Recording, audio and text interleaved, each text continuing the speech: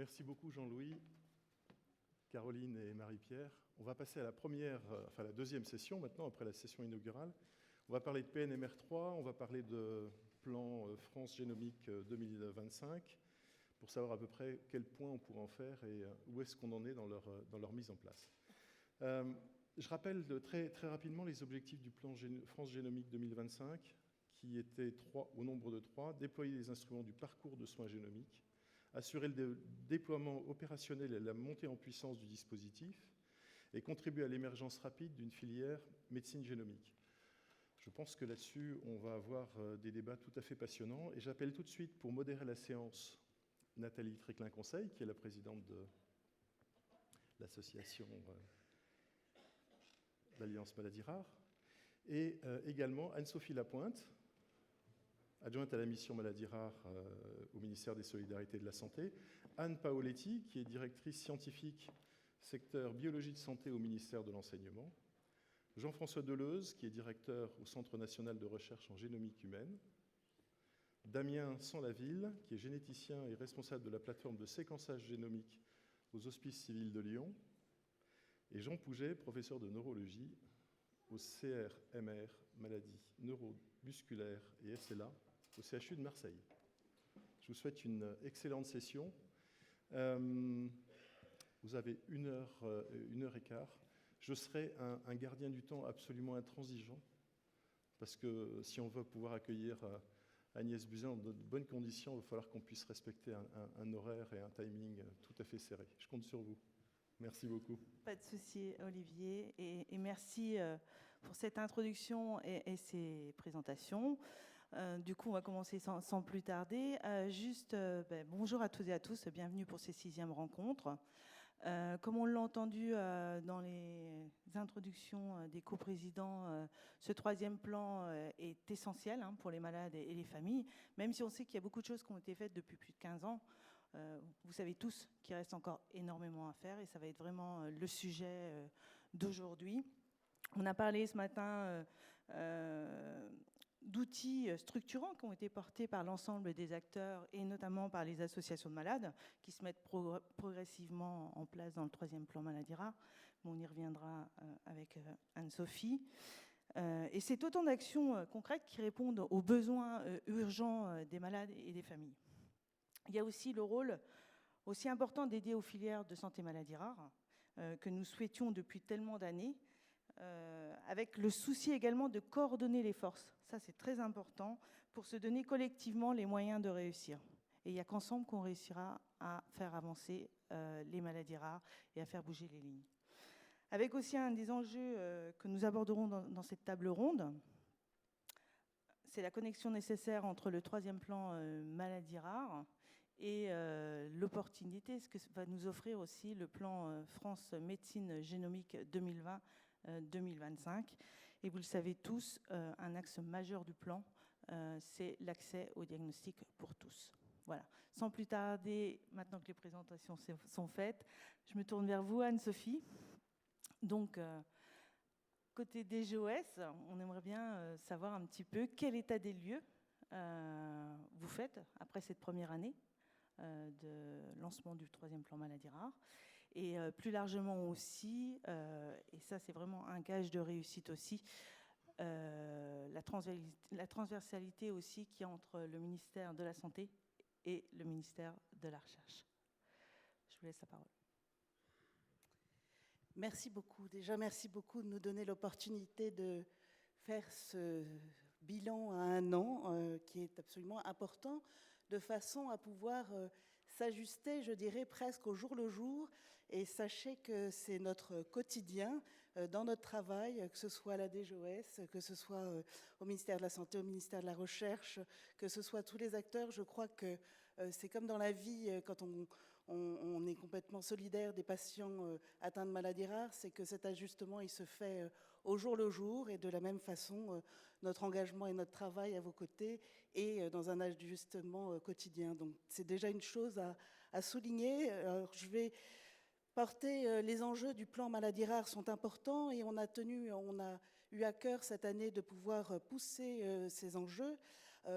Il faut avoir à chaque fois en tête la place du patient, des aidants, au cœur de toutes nos actions. Donc, dans les enjeux du plan, il y avait des enjeux autour de la qualité de vie et de l'autonomie du patient. Et je pense qu'en fait, on doit partir de ça pour pouvoir construire toutes nos actions. Et par rapport à aujourd'hui, à la thématique de notre lien PNMR3 et Plan France Médecine Génomique, on a 3 thématiques, je dirais, ensuite transversales, avec à chaque fois cette qualité de vie et cette autonomie qu'on doit garder pour le patient et pour les aidants. Cette autonomie pour pouvoir faire des choix libres et éclairés, c'est permettre un diagnostic rapide pour chacun, comme vous avez pu le rappeler, innover pour traiter. Et puis, le 3e point qui me paraît très important également, ça va être tous les enjeux autour de la formation. Donc, je vais brosser en un temps rapide, je dirais, parce qu'une année, 365 jours, on a beaucoup travaillé.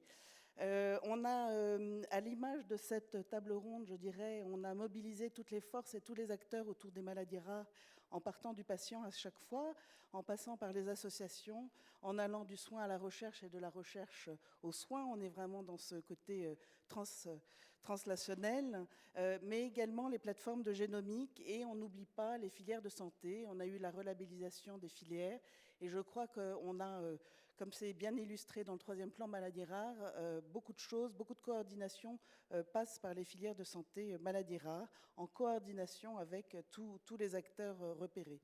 Donc par rapport à cette question de l'errance du diagnostic, on s'aperçoit au bout d'un an qu'on ne peut pas avoir un raisonnement simpliste de juste errance, je dirais, diagnostique au niveau simplement génétique. Et on s'aperçoit qu'on doit avoir une réflexion sur l'errance de diagnostic qui commence en fait au domicile du patient, dans la vie réelle, je dirais, et en ville. Donc on va avoir une caractérisation de cette errance de diagnostic un peu différente en fonction d'une errance de parcours, et après une errance de parcours de diagnostic pour pouvoir arriver jusqu'aux plateformes génomiques. Donc il faut aussi être au clair de ce que l'on met derrière le mot errance, et on s'aperçoit que pour certaines pathologies, on va avoir une errance du diagnostic génétique, mais on peut avoir une expression de la maladie clinique qui fait qu'on sait, par rapport au diagnostic clinique, quelle est la pathologie. Donc il faut aussi bien travailler sur ce sujet-là. Donc pour préparer cette table ronde, j'ai réfléchi à 4, en fait on a je crois 4 phases que nous, Mission Maladies Rares, est complètement de façon articulée avec Anne Paoletti et avec la direction de la recherche et de l'innovation. On est complètement à accompagner des phases déjà de déploiement de ces plateformes génomiques. On a accompagné cette montée en charge des capacités de diagnostic avec une montée en puissance. On a un travail très important, donc ça c'est déjà le premier point que je voulais auquel je voulais venir, par rapport aux préindications, avec le professeur Christelle Thauvin, qui vient d'être nommé par Gilles Bloch, par le directeur de l'INSERM, pour pouvoir accompagner plus étroitement les 23 filières de santé maladies rares sur ces questions de préindication, pour pouvoir envoyer ensuite les échantillons vers les plateformes génomiques. Donc je crois que c'était déjà un signal très fort d'avoir un lien important entre nos 2 plans, et ça se traduit par des réunions, ça se traduit par de la concertation. Il y a vraiment du concret de ce côté-là. Donc ça, c'est le premier enjeu, et cette phase de déploiement, on ne peut pas l'enlever de toute la phase également d'accompagnement et de déploiement au niveau éthique, parce qu'on a des enjeux autour du consentement, à quoi on consent, on a des enjeux par rapport au process, à la qualité des données, et on s'aperçoit que la montée en charge, par rapport à cette qualité des échantillons, cette qualité des données, dans les maladies rares, par exemple, on a besoin de trios. Les trios sont quelque chose de complexe, notamment pour des pathologies adultes. Donc comment on fait pour accompagner cette qualité des données? Comment on aménage là aussi le parcours de soins à l'hôpital pour pouvoir faire en sorte que ça se passe? Et là, je dirais qu'à ce moment-là, on a toutes les questions aussi par rapport au RCP. Donc c'est un autre enjeu qu'on a pu identifier cette année. On a accompagné les 23 filières de santé maladies rares pour avoir des outils pour faire des réunions de concertation pluridisciplinaires en amont, je dirais, de l'envoi vers les plateformes de génomique. Mais il faudra également voir la suite et voir l'amont et l'aval. Donc ça, ça c'est important. Donc on a la vigilance d'accompagner aussi éthiquement. Donc c'était un peu par rapport à cette première phase de déploiement des plateformes et du lien avec le plan maladies rares, nous, on a une vigilance et on travaille étroitement sur ces sujets-là. Par rapport à notre phase concrète d'accompagnement, c'est mon deuxième point, par rapport au plan maladies rares, quelles actions nous avons mis en place cette année?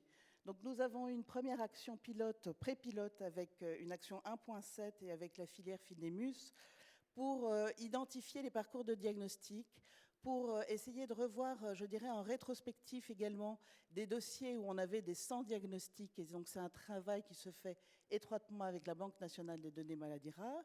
Donc, il y a tout un travail rétrospectif pour retrouver les patients. Et on aura aussi toute une phase pour bien caractériser ces patients qui arrivent dans les services, pour savoir où on en est du diagnostic, est-ce qu'il est certain, incertain. Et donc, ce travail est en train de se faire. On a eu une dernière réunion le 1er octobre et je crois que les filières ont vraiment pris en charge ce travail étroitement avec la Banque nationale des données maladies rares et on a vraiment un parcours, quelque chose qui se fait de façon très dynamique et très concertée. Et par rapport à cette phase d'accompagnement, nous, on a eu cette année plusieurs appels à projets et notamment un appel à projets pour des protocoles nationaux de diagnostic et de soins. Et je dirais, il est important, on ne peut pas avoir un seul parcours de diagnostic. Nous avons 23 filières de santé maladies rares, entre 6 à 8 000 maladies rares, 80%, un peu moins de 80% d'origine génétique. Et donc, on s'aperçoit qu'il n'y aura pas un parcours de diagnostic. Et que notre travail à nous est de voir comment, avec les 23 filières, et même au sein des 23 filières, elles peuvent homogénéiser au niveau national ces parcours de diagnostic. Parfois, ce n'est pas toujours la même... il n'y a pas toujours le même parcours pour une même maladie. Et donc, ces protocoles nationaux de diagnostic et de soins, on va en accompagner près de 180 cette année, sur 2 ans. C'est important de pouvoir avoir une bonne visibilité. Donc ça, c'est un autre point sur lequel je voulais insister. Et puis, par rapport à ce suivi des filières, il y a également un travail en amont. Et donc, tout ce travail de l'action 1.7, du plan, se fait aussi étroitement, je dirais, du côté de la recherche, en amont des actions de la recherche, et notamment l'action 5.4, parce que quand on va avoir caractérisé correctement les bons patients, enfin, pas les bons, mais être certain que ce sont des patients en réelle situation d'impasse de diagnostic, ce seront des candidats pour aller vers les plateformes génomiques ou vers la recherche en génomique. Et donc, c'est important que les patients et les échantillons qui sont envoyés vers la recherche en génomique soient sur des situations vraiment validées, de réelle impasse de diagnostic. Donc ça, c'est un point également où on ne peut marcher que main dans la main. Et dans les maladies rares, de toutes les manières, soins et recherche et soins, la frontière est toujours très tenue. Et donc, le troisième point que je voulais voir avec vous est la phase de soutien. Après la phase de montée en charge, la phase d'accompagnement, on est maintenant dans une phase de soutien du côté de la DGOS avec un plan de formation important. Nous avons un plan maladies rares avec un financement dédié pour la formation. Et donc, on voit toute l'importance de la formation de professionnels, je dirais, dédiés à cette médecine génomique, comme les conseillers en génétique, comme les bioinformaticiens. Et donc, on se doit aussi d'accompagner les filières sur ces thématiques de la médecine génomique. Donc, on a également eu en jeu, et je crois qu'un autre acteur que je n'ai pas encore cité, et on s'aperçoit qu'il est fondamental sur cette phase de formation, ce sont les sociétés savantes. Et donc, on accompagnera cette phase de formation avec les sociétés savantes directement concernées par la médecine génomique. Et face à cette formation des professionnels, on a des axes forts dans le plan et l'axe 9.4 qu'on doit construire avec nos partenaires associatifs et avec vous, l'Alliance. C'est toute la phase de formation des patients et de formation aussi des futurs médecins avec des patients experts. Et l'intervention, je dirais, en formation continue, avec des témoignages, avec quelle est la vie réelle d'un patient atteint de maladies rares. Je pense que c'est également très, très important à mettre en place. Donc ça fait partie des choses qu'on construit, que on a posé comme base cette année, qu'on va financer cette année et qu'on va accompagner pour encore 4 années du plan. Et le dernier point de cette partie formation, c'est la formation grand public. Et là, j'ai à cœur que cette formation grand public, on puisse la décentraliser le plus possible. Cette formation, on doit la faire sur les territoires et pas qu'à Paris. Elle est essentielle pour pouvoir vraiment accompagner aussi le futur développement de plateformes également sur les territoires. Donc je pense que ça, c'est l'avant-dernier point. Et puis, je vais terminer par une phase d'évaluation. Je pense que si on veut être cohérent, ajusté, que notre plan soit en permanence gouverné et en même temps aille dans l'intérêt de tous, on doit en permanence être dans cette phase d'évaluation. Donc je crois qu'on a une évaluation qui sera faite à l'issue par la HAS par rapport aux préindications sur leur validité et le fait de pouvoir les passer dans le soin. Ça, c'est une phase également très concrète d'évaluation et de validation du bénéfice. On a une phase de validation et de bénéfice, de voir tout ce qu'on aura mis comme énergie par rapport au traitement, quelle est l'innovation, quels sont les nouveaux traitements, quelle est la médecine de précision, quels sont les traitements efficaces par rapport peut-être à une médecine plus génomique.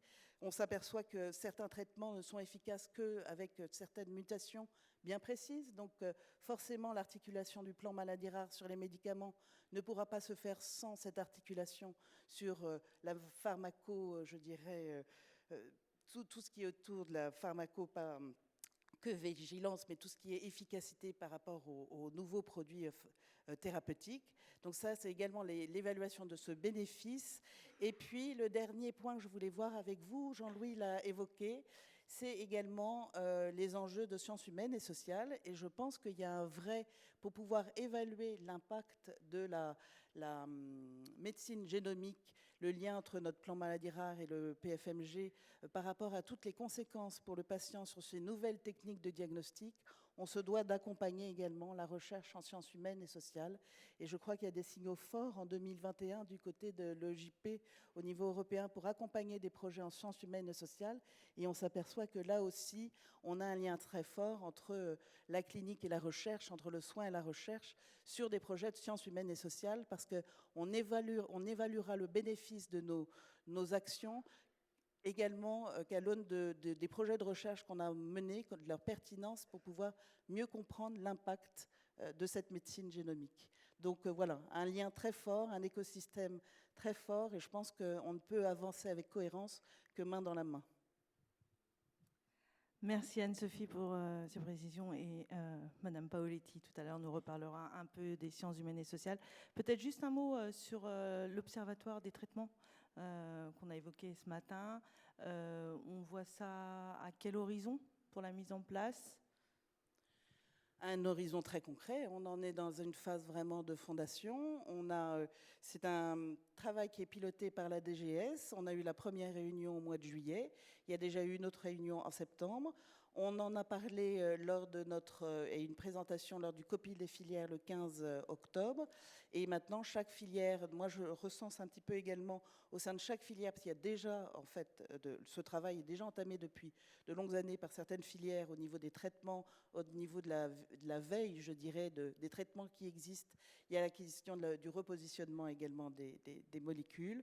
Et donc c'est un travail qui commence dès maintenant, de façon très articulée, en fonction des filières. Et on s'aperçoit que là aussi, ça demande pas un accompagnement, mais ça demande une prise en compte de la spécificité de chaque filière.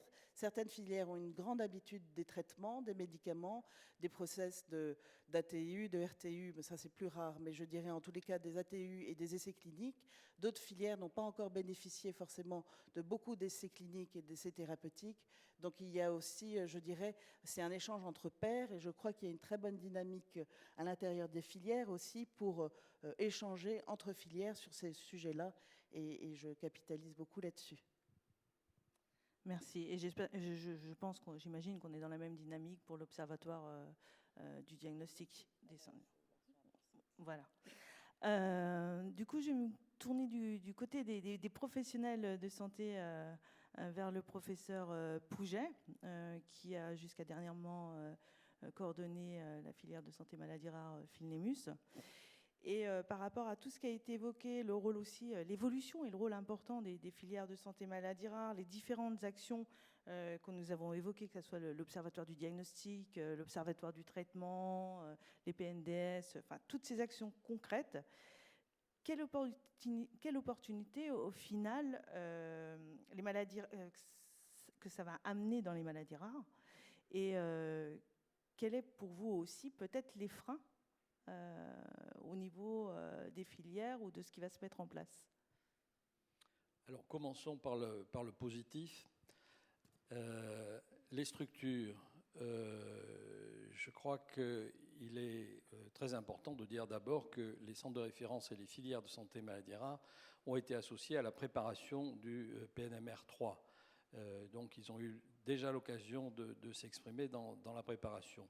Le deuxième élément très positif, qui paraît trivial, ça a été la consolidation de ces centres de référence et des filières de santé par le nouveau processus de labellisation qui s'est tenu, avec maintenant quelque chose de très clair sur l'évaluation, la relabellisation, les modalités qui sont mises en jeu lorsqu'il y a une modification dans le fonctionnement d'un centre de référence ou d'une filière, un départ de responsable, etc., par le comité de suivi de labellisation. Donc, toutes ces choses qui paraissent triviales sont très importantes dans la vie quotidienne des centres de référence et des filières. Ensuite, Anne-Sophie Lapointe et Marie-Pierre Vichet ont souligné le très grand nombre d'actions de ce PNMR 3 qui reposent sur les centres de référence et sur les filières. Alors, ce sont des actions dont les centres de référence et les filières sont tout à fait partie prenante. Ils sont très volontaires pour essayer de faire aboutir ces actions, ces objectifs, que ce soit l'ETP qui était cantonné à un horizon régional et qui a une structuration réglementaire qui est peut-être trop restreinte et qu'il va falloir faire évoluer à un niveau national, comme c'est le cas pour les filières de santé. Que ce soit pour les PNDS. Les PNDS, c'est un gros travail, c'est quelque chose d'indispensable, mais il faut vraiment motiver les personnes pour arriver. Il y a des filières, par exemple, où il y a des centaines de maladies qui nécessitent un assez grand nombre de PNDS. D'autre part, il faut savoir qu'il faut réviser ces PNDS à la lumière des connaissances récentes, des traitements nouveaux. Donc là aussi, c'est un gros travail. Quelque chose qui paraît un outil simple, l'outil de ces fameuses RCP, de ces réunions de concertation pluridisciplinaires, dont l'exemple nous vient de nos collègues cancérologues. Pour la plupart de ces RCP, elles se passent avec présence physique d'un groupe de spécialistes dans le domaine du cancer, mais dans le domaine des maladies rares, ce sont plutôt des réunions intersites. Donc il va falloir se doter d'un outil informatique qui permet la communication avec une sécurisation des données de santé. Donc il y a eu un gros travail pour construire l'outil RCP et maintenant pour se doter d'un outil RCP, ce qui n'est pas encore fait pour l'ensemble des centres et des filières. Donc là aussi, un gros travail. Ensuite, quelque chose de très positif, je trouve, sont les plateformes d'expertise maladies rares, parce que indiscutablement, cela donne de la lisibilité, de la visibilité au niveau des établissements hospitaliers, de considérer qu'il y a un axe maladies rares au sein de l'établissement hospitalier, en particulier pour les gros CHU. Et je crois qu'il est important que les directions de ces établissements hospitaliers prennent conscience de cette activité de référence qui est très importante et puissent l'accompagner au niveau administratif et, on l'espère évidemment, budgétaire. Alors, quelque chose qui est très important qu'on a souligné, c'est l'Observatoire des sans diagnostic.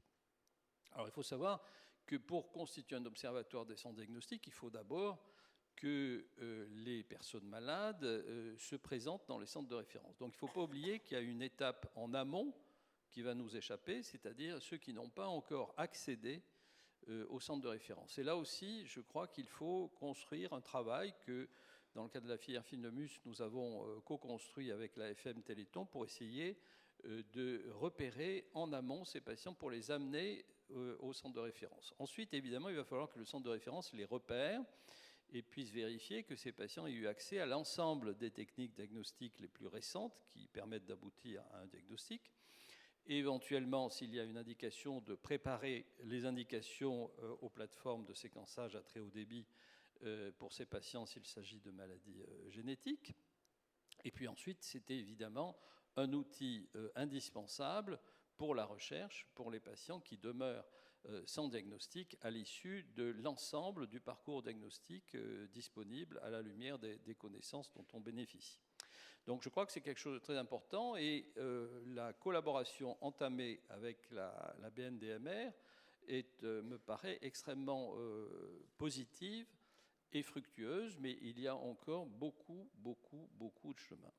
Alors toutes ces actions nécessitent du travail. Qui dit travail dit ressources humaines, qui dit ressources humaines dit moyens. Alors, c'est vrai que les filières de santé sont satisfaites qu'on reconnaisse leur intérêt et qu'on leur donne des missions de plus en plus ambitieuses, mais je ne vous cache pas qu'elles sont un petit peu inquiètes quand même de savoir si elles auront les moyens de satisfaire à toutes ces missions. Donc je crois que c'est un souci que nous devons conserver, qu'il ne faut pas éluder.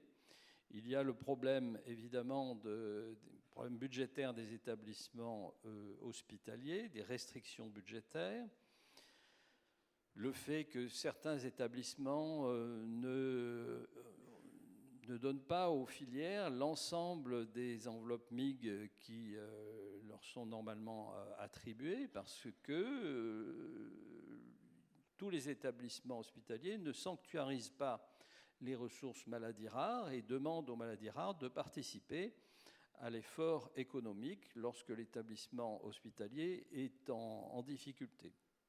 Donc, je crois qu'il faut garder ça à l'esprit.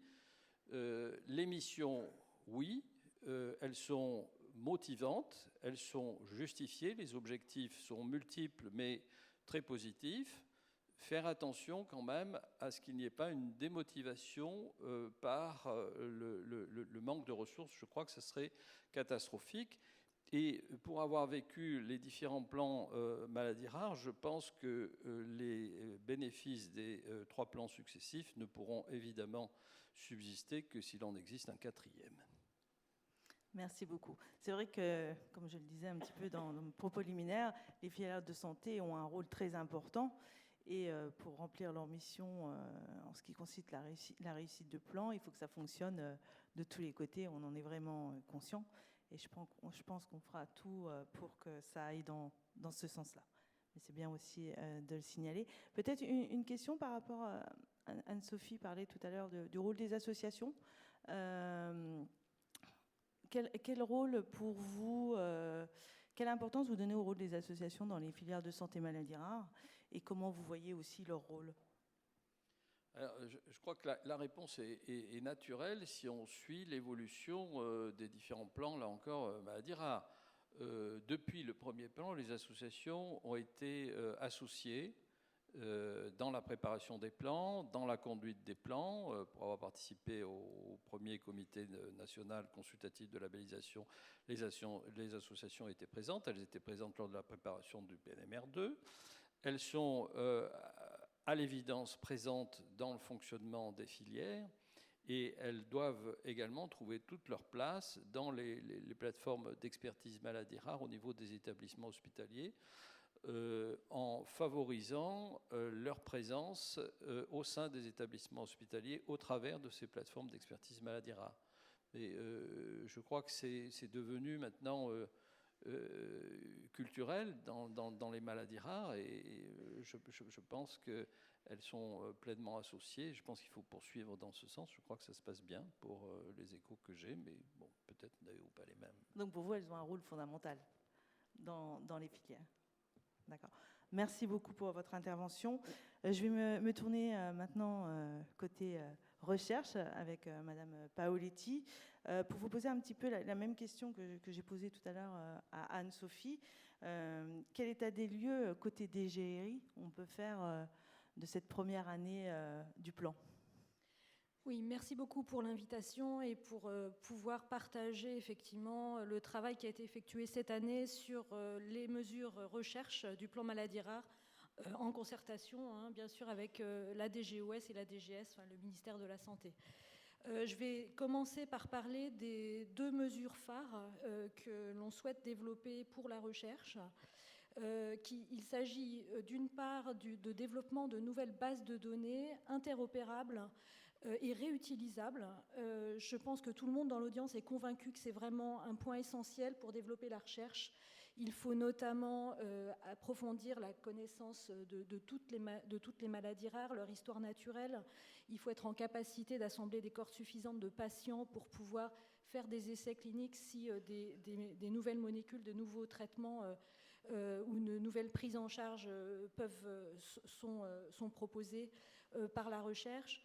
Et pour cela, on a besoin de nouvelles bases de données qui soient interopérables, tout en prenant garde évidemment d'éviter les doubles saisies. Donc il faut absolument qu'il y ait une connexion avec les saisies de données qui sont faites dans le milieu hospitalier au niveau des centres de référence maladies rares, bien sûr, et aussi grâce au dispositif de la BNDMR, pour que ces données qui sont déjà saisies soient réutilisées, mais il faut les enrichir de manière à ce qu'elles soient utilisées en recherche.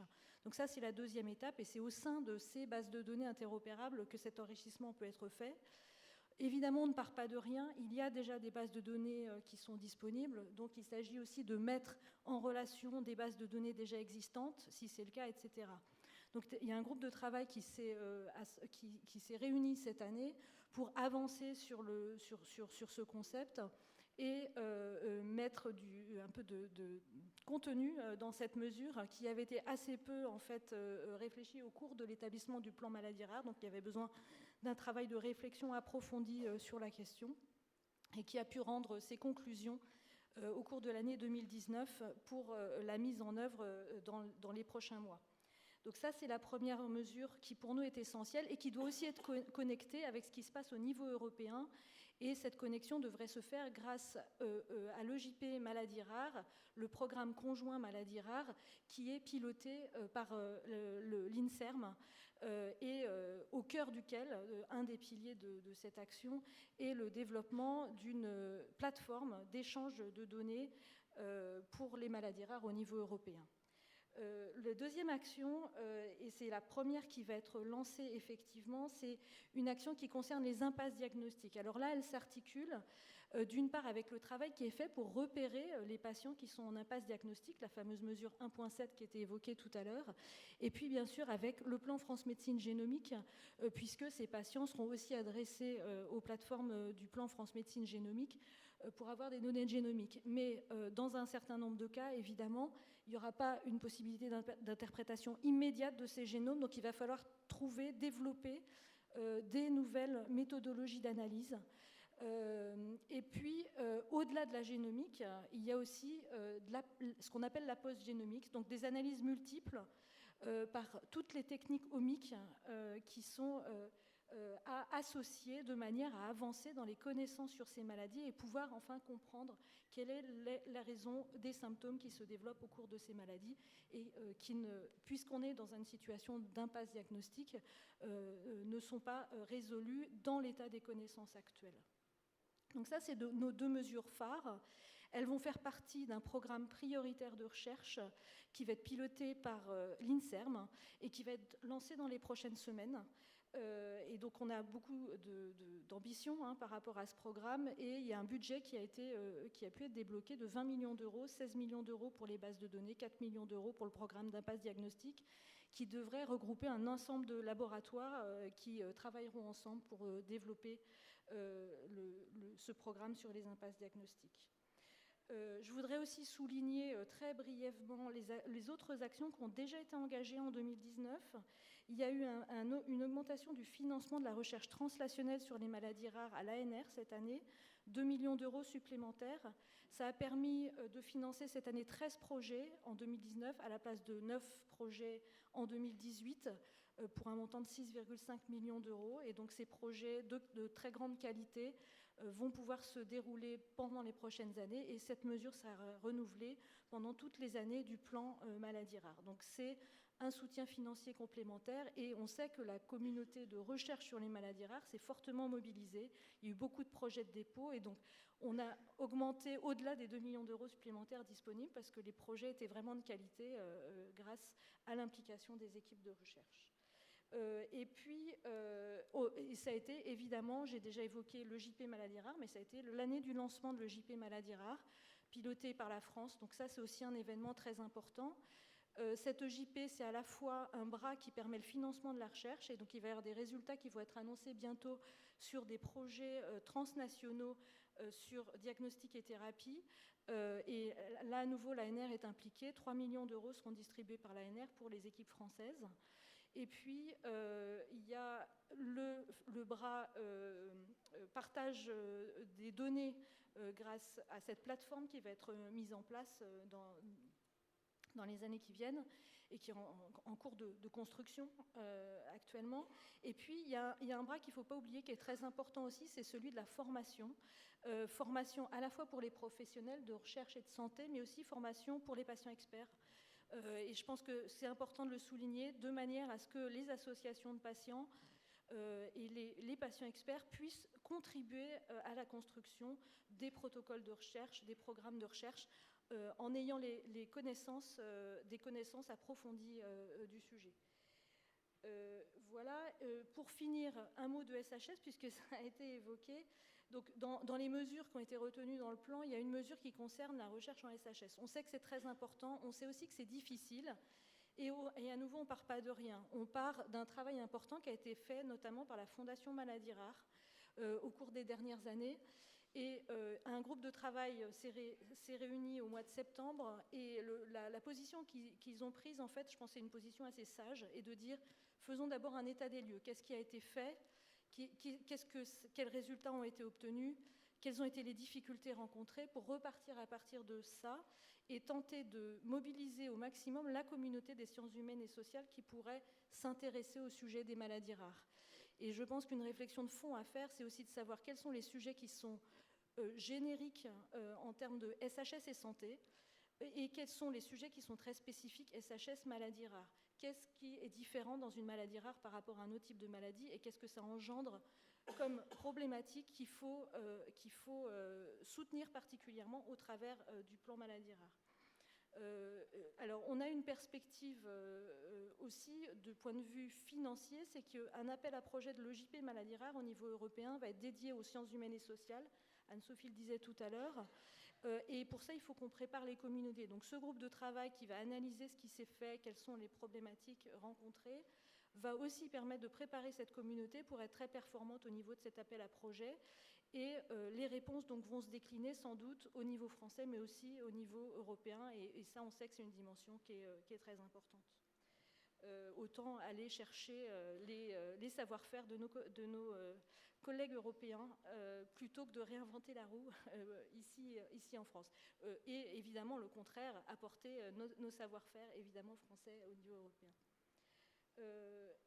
Et puis, 2 autres mesures sont en cours d'élaboration et vont avancer en 2020. Il s'agit de celle sur la recherche clinique, avec une mobilisation d'Avicen sur la problématique des dispositifs qui sont pour développer la recherche clinique, et savoir comment on peut les décliner au mieux pour les maladies rares. Et puis celle de l'innovation, qui est un sujet également très important, avec un groupe de coordination de l'innovation qui s'est mis en place, qui est co-animé par Avicen et par l'ARISM, qui implique les associations de patients, également le LEM et les différents ministères impliqués.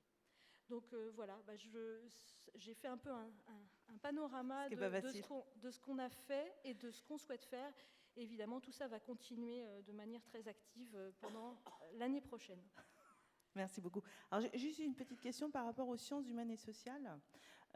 Donc, on a parlé de l'EJP avec un appel à projet européen, avec un financement au bout. Et du coup, pour la France, il n'est pas prévu pour le moment de budget pour justement cette action-là. Alors, il n'y a pas de budget spécifique, effectivement, qui soit prévu pour l'instant, mais ce qu'il faut savoir, c'est que si de bons projets sont proposés par les équipes de recherche françaises, elles peuvent absolument s'adresser à l'ANR, qui a son appel à projet générique et qui peut permettre de financer ces projets. Et on est plutôt en manque de projets à l'heure actuelle au niveau de l'ANR sur ces thématiques SHS et santé, et santé publique en général. Et donc il y a un vrai besoin de d'abord mobiliser la communauté, plus qu'un manque de financement disponible. Et donc c'est là-dessus qu'il faut travailler. Si on a une énorme souscription dans les années qui viennent, il sera toujours temps de mobiliser plus de financement. Merci beaucoup. Donc, on a bien vu, hein, vous avez évoqué évidemment la connexion, la collaboration indispensable entre le ministère de la Recherche et le ministère de la Santé. Vous avez évoqué aussi avec justesse la connexion entre le plan national maladies rares et le plan France Médecine Génomique 2020-2025. Du coup, je me tourne vers vous, professeur Salanville. Pour connaître un peu votre point de vue sur cette connexion justement entre le plan national maladies rares 3 et le plan France Médecine Génomique 2025, et aussi peut-être, comme vous êtes responsable aussi d'une des plateformes de séquençage à très haut débit, la plateforme Oragène, peut-être nous la présenter aussi en 2 mots. Bonjour à tout le monde, merci pour l'invitation. Donc effectivement, je suis responsable de la plateforme Oragène et j'ai eu la chance pendant la construction du plan national maladies rares 3 de copiloter avec Hélène Delfus l'axe diagnostic. Et donc effectivement, c'est tout à fait en écho avec ce que nous développons actuellement sur Oragène. Donc le plan France Médecine Génomique, Jean-François Deleuze à ma droite en parlera certainement mieux que moi, mais a pour objectif effectivement de faire entrer la France dans un parcours génomique. Et le Premier ministre, donc Matignon, a souhaité que ce parcours s'inscrive directement dans le soin, c'est-à-dire que ça soit rapide pour les patients et qu'on arrive directement au diagnostic. Et on ne passe pas par éventuellement une étape de recherche comme ça a été fait en Angleterre. Et donc pour cela, la première mesure des 14 mesures du plan était de mettre en place des plateformes de séquençage à très haut débit. Et donc les 2 premières plateformes pilotes qui ont été désignées sont la plateforme Sequoia pour Paris-Île-de-France et le nord de la France, et la plateforme Oragène, Auvergne-Rhône-Alpes Génomique, pour le sud de la France. Donc ces 2 plateformes sont maintenant opérationnelles. Elles ont pour objectif de prendre en soin des patients pour faire du diagnostic, des patients atteints de maladies rares, des patients atteints de cancer et des patients pour lesquels il y a une prédisposition génétique dans la famille, l'oncogénétique. Et là, je vais me centraliser, faire un focus sur juste les maladies rares. Donc effectivement, pour les maladies rares, les plateformes sont opérationnelles. Nous recevons déjà des trios, comme l'a dit Anne-Sophie Lapointe, nous recevons des trios, c'est-à-dire père-mère-enfant d'enfants qui ont des maladies rares, pour lesquels on va faire une analyse génome entier afin d'essayer d'identifier des variations génétiques qui expliquent le phénotype, les problèmes médicaux du patient. Et donc, ça va tout à fait dans le cadre du plan national maladies rares 3, c'est-à-dire diminuer l'errance diagnostique. Et donc, effectivement, je pense que c'est un point important, puisque dans les discussions sur le plan national maladies rares 3, M. Cotet de l'AFM avait bien dit ce qui est important, c'est faire passer les patients de l'errance diagnostique à l'impasse diagnostique, comme ça a été rappelé. C'est-à-dire que nous avons les moyens techniques maintenant de faire des diagnostics moléculaires, puisque je rappelle que 80% des maladies rares sont des maladies génétiques. Bien sûr, il peut y avoir d'autres causes, mais enfin, c'est quand même une cause importante. Et donc, les moyens sont là. Donc, il faut que les 5 années qui ont été rappelées en introduction, on arrive à les faire diminuer pour arriver à une impasse diagnostique. Et là, il y a le lien tout avec, justement, la recherche. Donc ça, c'est important de donner cet accès aux patients, faire diminuer l'errance diagnostique et arriver sur une impasse diagnostique avec des perspectives de recherche. Dans le plan France Médecine Génomique, nous avons 3 missions sur notre plateforme. Donc une plateforme de soins avec rendu de diagnostic. La deuxième chose, c'est une évaluation médico-économique de nos pratiques pour effectivement aller vers un remboursement à terme de ces examens. Et la troisième chose qui a été soulignée, c'est la formation. Et par exemple, sur Oragène, dès décembre, nous allons accueillir 2 conseillers en génétique, 2 étudiants conseillers en génétique, pour augmenter leurs compétences dans la médecine génomique, et ça fait aussi partie de nos missions. Alors, si vous le permettez, maintenant, je vais peut-être plus détailler effectivement comment se passe le parcours génomique dans le cas d'Euragen et de Sequoia, puisqu'en fait nous sommes en étroite collaboration et ce plan est national et nous avons des pratiques qui vont être tout à fait équivalentes. Et donc la première chose est un lien fort avec les filières de soins maladies rares, sur tout ce qui va être la prescription et donc l'indication. Alors effectivement, il peut y avoir une certaine frustration parce qu'on commence par un petit nombre de patients, alors qu'il y a beaucoup de maladies rares, mais il faut déjà mettre en marche la machine. Et donc c'est vrai que l'envergure est nationale, donc c'est un challenge, et ce plan est un vrai challenge, mais aussi je pense une très belle opportunité pour les patients et pour essayer d'obtenir ce diagnostic. Alors effectivement, pourquoi quand c'est nouveau, il y a des craintes, ça fait peur, il faut qu'on puisse en discuter avec nos collègues parce qu'on ne part de rien en génomique en France. Il y avait déjà les filières de soins maladies rares, il y a déjà l'Association nationale des praticiens en génétique moléculaire ANPGM, l'Association des citoyens de langue française, la CLF, qui ont déjà des circuits qui existent où les patients pouvaient aller avoir un test génétique dans des labos qui ont une expertise particulière.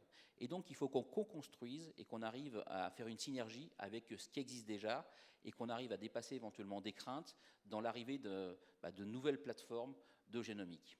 Et pour cela, la prescription est très importante, où il faut qu'on ait un dialogue entre les praticiens, que ce soit des cliniciens ou des biologistes, qui ont l'habitude de travailler dans les maladies rares, pour voir comment on peut travailler en synergie.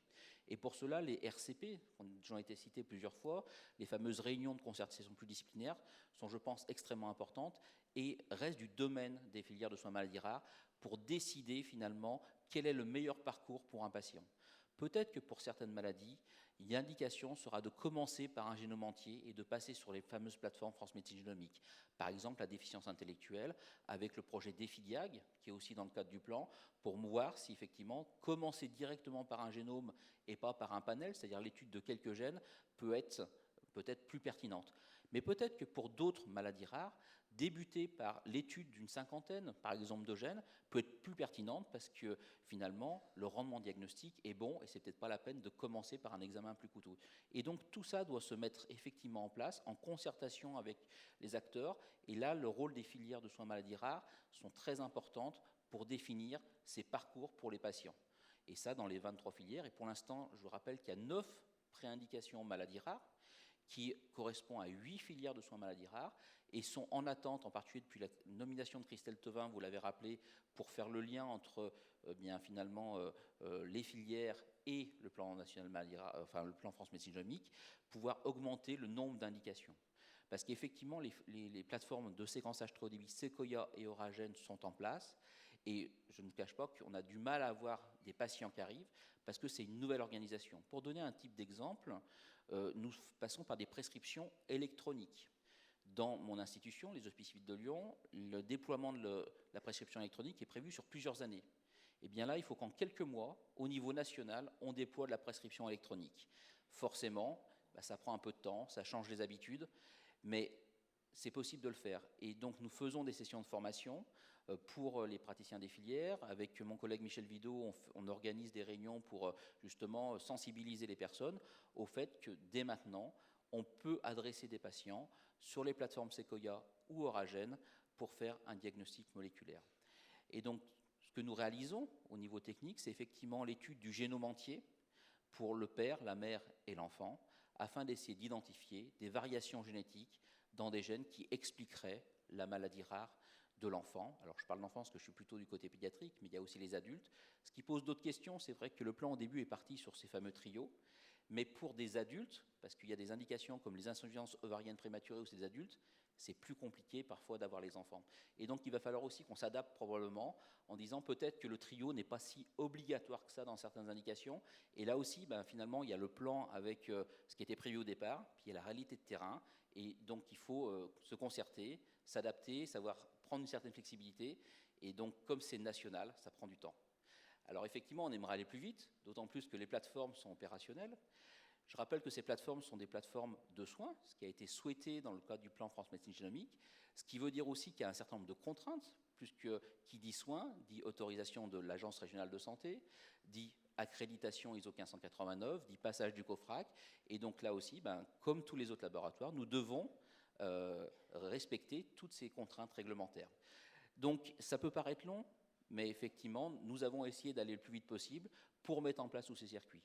Forcément, il va rester des ajustements à faire et des discussions pour trouver la bonne place de ces plateformes dans la géographie générale nationale. Mais je pense que c'est une véritable opportunité. La deuxième difficulté, c'est que, comme nous faisons une étude génome entier, nous sommes toujours sur la ligne de crête entre le diagnostic et la recherche. Où on arrête le diagnostic, où débute la recherche.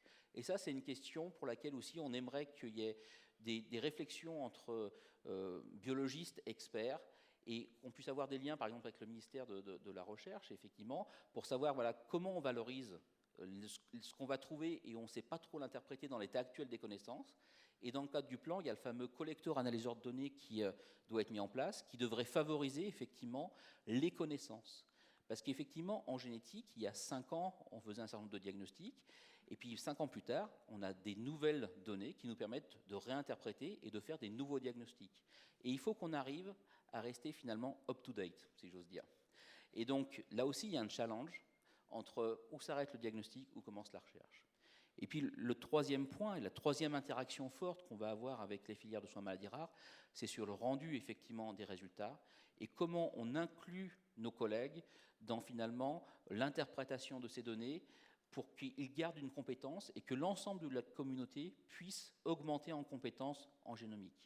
Et ça, je dois dire qu'il y a des contraintes réglementaires, parce que nous sommes un laboratoire de diagnostic médical, et normalement, les données ne peuvent pas sortir d'un laboratoire de diagnostic médical. Et donc, nous avons des discussions avec la DGOS, la DGS, sur comment on peut effectivement faire profiter des connaissances que nous allons produire à l'ensemble de la communauté, tout en respectant le cadre réglementaire. Donc, il y a un vrai challenge pour je pense, toute la communauté des maladies rares. Merci beaucoup. Donc là, on voit encore l'importance de la formation, l'importance du réseau, du travail collectif, et de trouver, quand on est dans des nouvelles mises en place comme ça, d'une importance capitale, de savoir des fois peut-être prendre un peu plus son temps pour essayer de résoudre les problèmes au fur et à mesure, pour pouvoir après en regagner, pour que tout soit fluide et fonctionne bien. Alors peut-être en réaction, Monsieur Pouget, en tant que professionnel de santé, par rapport aux remarques de Monsieur Sanlaville, qu'est-ce que vous pouvez nous dire ? Je pense, comme toujours, quand il y a une technique nouvelle, il faut rester réaliste et pragmatique. Et donc, fuir évidemment le message qui ne peut être que celui destiné aux médias, laissant penser que le génome va résoudre l'ensemble des problèmes des maladies rares, mais donc s'attacher à considérer qu'il y a une technique nouvelle qui est singulière parce qu'il y a un télescopage, comme on l'a dit, entre la recherche et le diagnostic, en sautant la case innovation, je dirais, qui permet de mieux pondérer l'utilisation d'une technique nouvelle dans le cadre du diagnostic. Pourtant, il s'agit bien là du diagnostic, même si les données vont être la source de recherche par la suite, puisqu'il faut rester limité au diagnostic, c'est-à-dire pour les anomalies génétiques, aux gènes connus et donc pour lesquels l'interprétation peut être rendue à visée diagnostique. Après, évidemment, la recherche, mais je pense que c'est un autre domaine. On va se limiter d'abord, pour le professionnel de santé, au diagnostic. Alors évidemment, tout le monde a intérêt à ce qu'il y ait des données, les personnes malades, les professionnels de santé pour leur stratégie de prise en charge et de traitement, et puis les chercheurs. Mais c'est singulièrement compliqué par la technicité de cette nouvelle technique diagnostique, par les données éthiques aussi, qui sont considérables dans le domaine.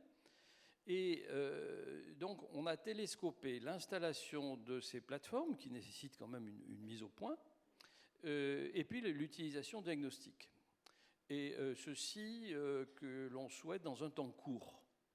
Ça fait beaucoup, et donc je crois qu'il faut faire les choses comme il faut les faire, en collaborant. On le voit, on l'a dit, pour ces RCP de prescription qui sont indispensables, mais qui sont lourdes, là aussi, à mettre au point, et ça explique probablement en partie avec le problème des trios, mais également en partie à la lenteur entre le moment où ces préindications étaient définies et la lenteur d'arrivée des échantillons. Après, je crois qu'il y a quelque chose où aussi on va avoir du travail, c'est évidemment dans l'interprétation des données, qu'on fait déjà pour les gènes connus dans le cadre des panels de gènes. Et je vois les RCP d'interprétation que l'on a pour les panels de gènes, là aussi sont quand même quelquefois difficiles pour arriver à des conclusions. Donc tout ceci fait que pour le professionnel, qu'est-ce qui va être déterminant? Eh bien, c'est d'abord la comparaison de la puissance diagnostique, par exemple, des panels de gènes, et il faudra peut-être faire l'inventaire du fonctionnement des laboratoires de génétique concernant les panels de gènes, lesquels font des panels très étendus, et puis peut-être comparer la puissance diagnostique de ces panels très étendus et du génome. Et ensuite, le deuxième facteur qui va être important, c'est le délai de rendu du diagnostic, parce que c'est quelque chose dont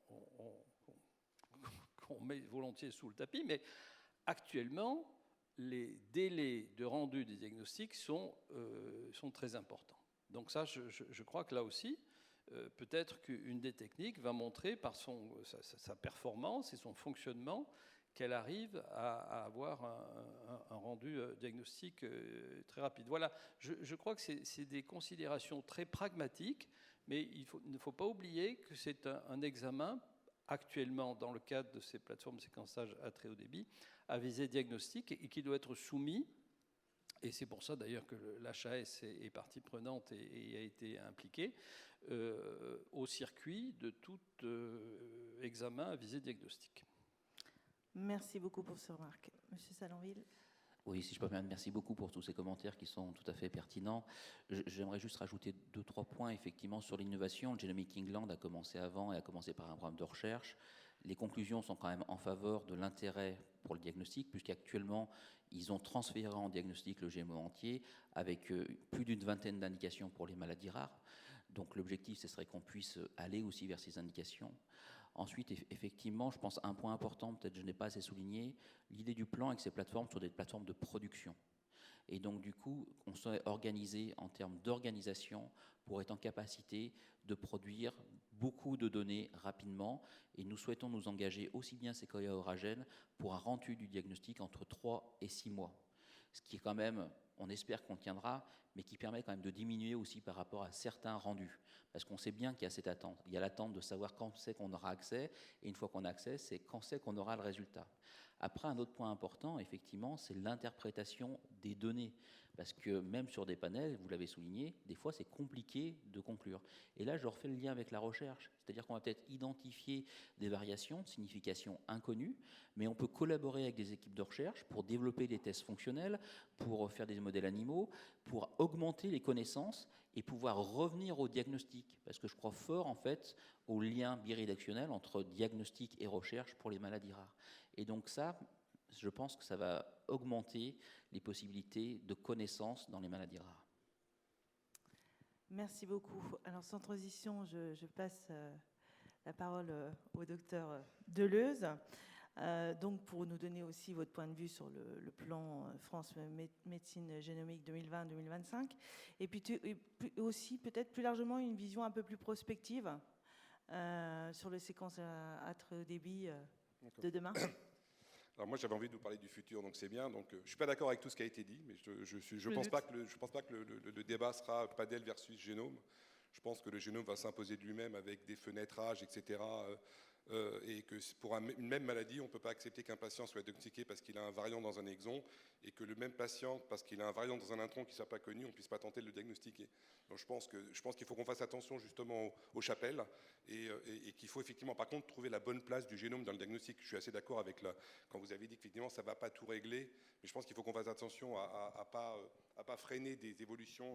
Justement, je vais parler un peu de futur, parce que je pense effectivement qu'il y a effectivement une opportunité pour augmenter le taux de diagnostic diagnostic. A été dit ce matin qu'il y avait seulement 50% des maladies en fait, rares d'origine génétique qui avaient une étiquette moléculaire. Donc il y a encore 3000 maladies pour lesquelles il faut qu'on trouve un gène. Et dans les maladies qu'on connaît le mieux, comme le retard mental, donc là je suis hors de ma zone de confort, mais avec les panels qu'on a aujourd'hui, le meilleur taux de diagnostic qu'on atteint, c'est 50%. Alors qu'est-ce qui se passe si les 50% restants? Pourquoi les 50% de restants de patients n'ont pas de diagnostic? Ils ont peut-être un variant dans un gène qui est connu, mais il n'a jamais été vu et il n'est pas fonctionnel évidemment, donc on ne prend pas le risque de dire que c'est un diag. Ou alors effectivement il a un variant ailleurs, dans une région du génome qui n'est pas annotée et on ne sait pas à quoi dire. Ou alors effectivement on n'est pas sur le bon modèle génétique. Ou alors effectivement, comme disait Anne tout à l'heure, en fait c'est une analyse multi-omique qui va permettre effectivement de faire converger les données vers un diagnostic. Et donc c'est vrai que ce qu'on a lancé aujourd'hui, c'est une analyse du génome, et évidemment le génome ne sera pas la solution finale. Par contre le multi-omique apportera un peu plus que le génome, et donc s'il faut qu'on fasse en même temps, c'est vrai qu'on a l'impression de dire aux gens il en faut toujours plus. Il faut toujours plus de patients, il faut toujours plus de technologies, mais c'est la réalité. Encore dans les maladies rares, on n'est pas dans la même problématique de puissance statistique qu'on a dans les maladies communes, mais malgré tout, quand on a un variant dans ce gène qui pourtant est connu, une maladie qu'on connaît bien, mais qui est dans un intron, dans une zone pas fonctionnelle, une analyse conjointe de l'ARN de ce patient pourrait permettre de voir que ce variant qui est à ce moment-là inconnu peut avoir un impact moléculaire sur la transcription du gène, et dans ce cas-là, ferait passer ce statut de variant de signification inconnue à potentiellement diagnostic et mettre le patient dans une catégorie, justement, voilà, il est probable qu'il ait cette pathologie par rapport à ce variant-là. Alors, moi, dans le cadre du plan, on pilote avec Alain Viary de l'INRIA pour le côté informatique, on pilote une entité un peu bizarre qui s'appelle le CREFIX.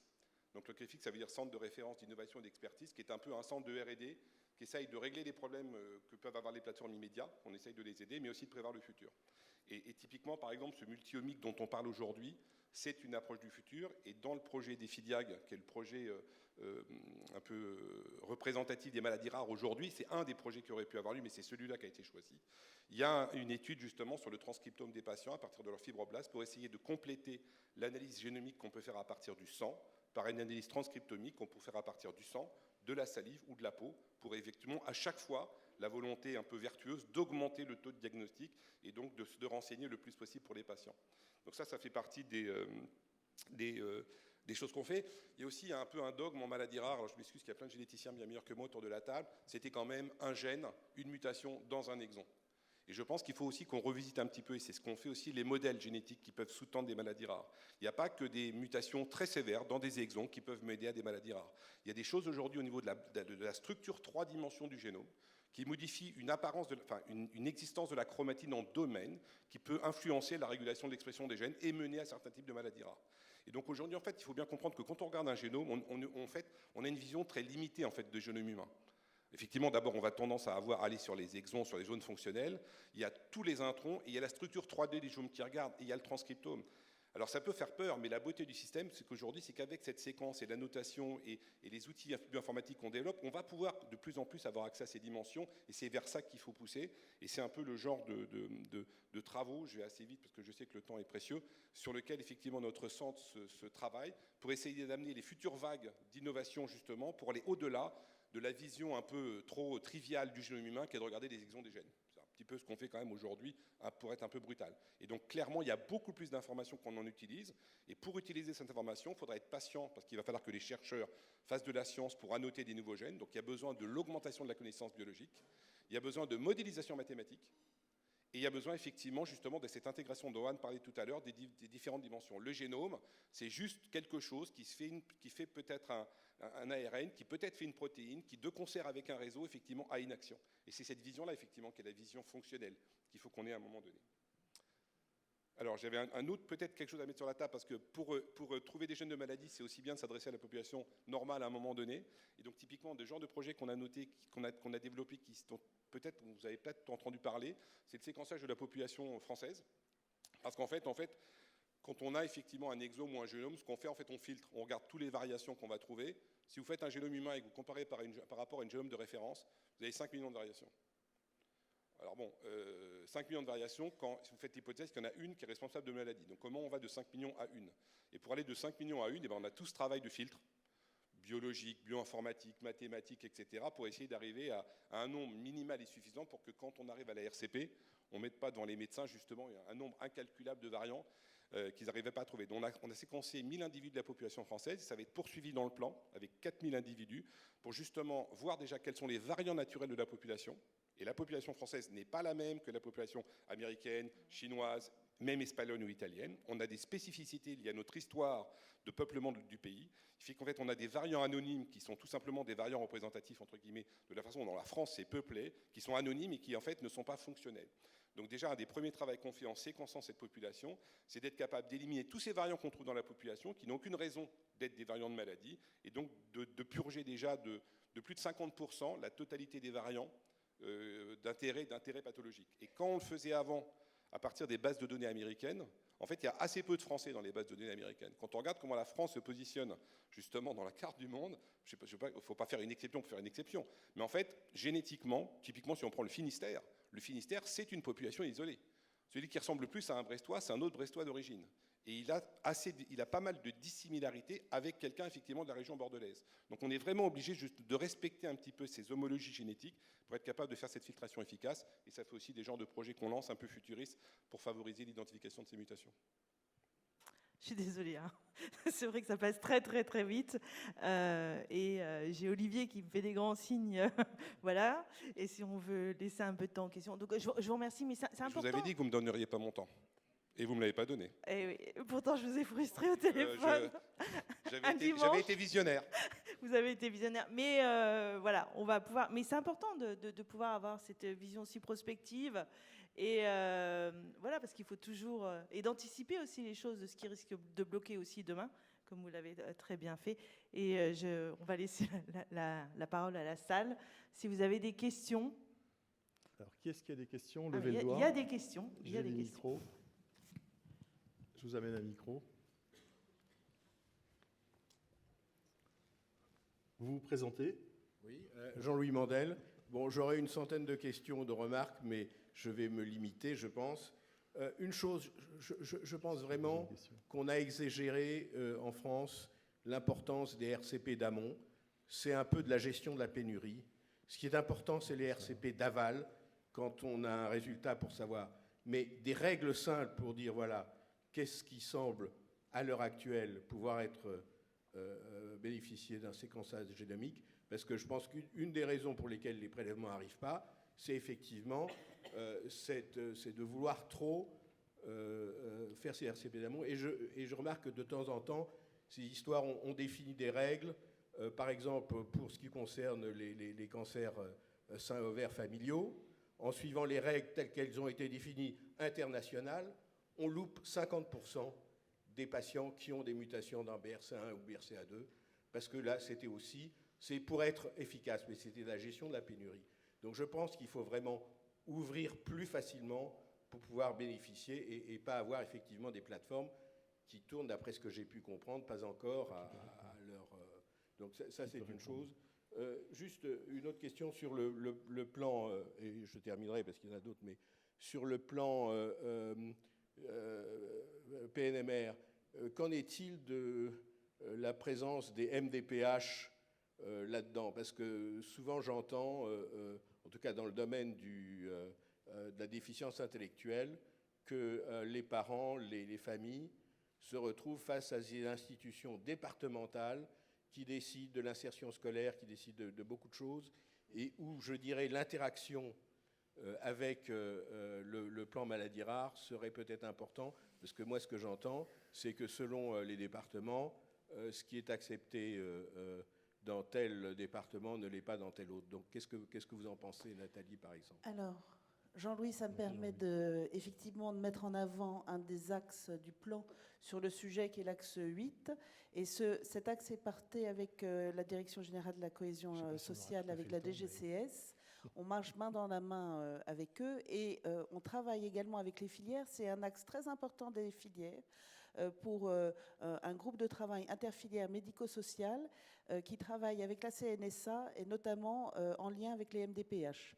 L'idée étant de pouvoir effectivement évaluer le mieux possible les maladies rares et une maladie rare avec un certificat et avec quelque chose qui permettrait d'avoir cette évaluation la plus fine possible, de façon à ce que l'évaluation qui soit donnée ensuite de prise en charge et le taux de handicap et tout ce qui s'accompagne par accompagnement par les MDPH soit plus uniformiser. Tout à l'heure, je parlais du parcours, de uniformiser les parcours de diagnostic. Et en fait, on a aussi à réfléchir à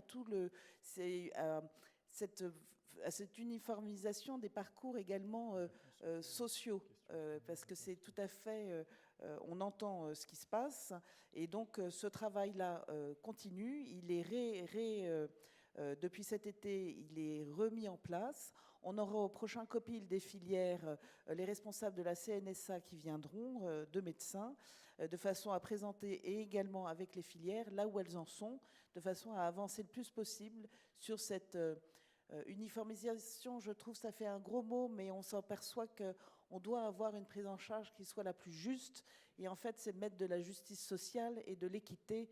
C'est plutôt comme ça que cette uniformisation est faite. Et donc, c'est une de nos actions phares dans l'axe 8 du plan. Rapidement, Merci à Sophie pour ces éclairages. Je réponds juste à Jean-Louis Mandel sur la première question sur les RCP d'amont. Donc je rejoins ton analyse et effectivement je suis content que Christelle Tevin ait d'ailleurs pris contact à ma connaissance avec Jean Puget et Elisabeth Tourny-Lasserve pour discuter effectivement de ce qu'on appelle le pré-analytique et comment fluidifier l'accès aux plateformes, et probablement qu'il faudra plus de RCP et pas qu'il y ait une RCP nationale qui va compliquer le système, et donc il y a, je pense, un travail qui est en bonne voie de ce côté-là. Une question courte. Bonjour, Christian Cotet, AFM Téléthon. Alors, un commentaire rapide. J'ai 2 oreilles. Alors, d'une oreille, j'entends mon ami Damien, et comme il est lyonnais, il dit forcément des choses intelligentes, qui se désespère de ne pas recevoir assez vite les échantillons. Et puis, de l'autre oreille, j'entends les cliniciens dans les filières, dans les centres de référence, qui, eux, se désespèrent que leurs échantillons ne soient pas acceptés sur les plateformes de séquençage à très haut débit. Donc ça a déjà été pointé ici, mais je pense qu'il y a vraiment une urgence à résoudre cette question, puisque d'un côté comme de l'autre, on a le même constat, il y a des disponibilités de séquençage qui ont été mises en place, mais l'accès reste très compliqué. Alors il y a des problématiques de prescription informatique numérique qui ont été évoquées, il y a des problématiques de RCP, mais là, je parle juste dès l'instant où il est décidé d'amener un échantillon sur une plateforme, la difficulté qui existe aujourd'hui. Je crois que c'est un point qu'il faut accélérer vraiment. Merci Christian pour... Simplement, Christian, pour répondre, je pense que l'élargissement aux nouvelles préindications, et on s'aperçoit que Christelle Tevin fait en ce moment un très gros travail, c'est que rapidement, avant fin décembre, l'idée c'est d'avoir une quinzaine de nouvelles préindications qui sont en fait prêtes depuis l'année dernière, et je crois que tout le travail fait avec le NHS et les liens qu'il y a eu également va dans ce sens de pouvoir avoir des préindications qui sont déjà également validées par ce qui a été fait en Grande-Bretagne. Donc on a tout à fait entendu ça, Christian, et le travail de Christelle va vraiment dans ce sens-là en ce moment avec les filières. Elle a déjà contacté 22 des filières sur 23 pour retravailler sur les préindications qui avaient été données l'année dernière et pouvoir avancer rapidement. Nathalie, petit mot de conclusion, parce qu'on arrive à la fin de la table juste ronde. peut-être, monsieur... Et puis je ferai... Parce que je ne veux pas... Monsieur Deleuze. C'est vrai qu'il y a des capacités pas isolées, mais il ne faudrait pas laisser croire aux gens qu'il y a effectivement plein de gens qui ne peuvent pas en bénéficier. Il y a une stratégie bonne ou mauvaise qui a été prise, c'est de dire des préindications en collaboration avec l'HAS ont été définies pour permettre de générer des data dans une méthodologie qui permettront, si c'est positif, leur enregistrement. Alors ça, on peut discuter de ça. Donc en fait, c'est pas... Parce que ça serait dur de dire, voilà, il y a des milliers de séquences possibles, il y a des patients qui attendent, ils ne peuvent pas y avoir accès. Donc ces préindications qui ont été choisies pour effectivement permettre de répondre à ces exigences. Les gens qui ont répondu étaient trop ambitieux, peut-être effectivement comme toujours, pour être dedans par rapport à ce qu'ils peuvent fournir. Il y a de la complexité administrative qui a été mise en parallèle, les RCP et autres. Mais en fait, c'est un travail qui a été structuré justement pour favoriser justement derrière leur enregistrement, le remboursement et tout. C'est important. Alors, c'est peut-être une erreur, mais voilà, cette complexité, elle est là. Merci beaucoup. 2 petites secondes. Je sais que tu es intransigeant, Olivier. Non, merci beaucoup pour cette table ronde. On a vu toute l'importance de la dynamique qui se met en... Oui, Jean. Une question de Ségolène Aimé, je crois. Non, mais si on veut respecter le temps et recevoir la ministre, il va falloir qu'on respecte le temps. Donc, de travailler collectivement, de vraiment mutualiser toutes les ressources et de travailler aussi en transversalité, en sachant que tout n'est pas merveilleux, mais on a un 3e plan maladie rare, il faut le monter vers le haut. On a des choses qui se mettent en place, qui vont apporter beaucoup pour le malade et pour les familles. Et ça, c'est le plus important. Et donc, il faut qu'on reste vraiment dans cette dynamique-là et qu'on soit toujours aussi constructif, même avec les points négatifs. Et je vous remercie beaucoup. Merci vraiment de votre participation. On va pouvoir avoir le temps de la pause. Le temps de la pause, c'est fait pour aller sur les stands, c'est fait pour aller dans l'espace Agora, c'est fait pour rencontrer les partenaires, pour écouter les associations. Donc, on va se retrouver exactement à 11h. Je sais qu'encore une fois, je suis un peu obsessionnel sur le respect des timings, mais on a encore un programme très lourd pour la journée, un magnifique programme d'ailleurs. Et donc, je vous retrouve ici à 11h dans l'amphithéâtre. Et profitez bien de cet espace de temps pour aller sur les stands et dans l'espace Agora.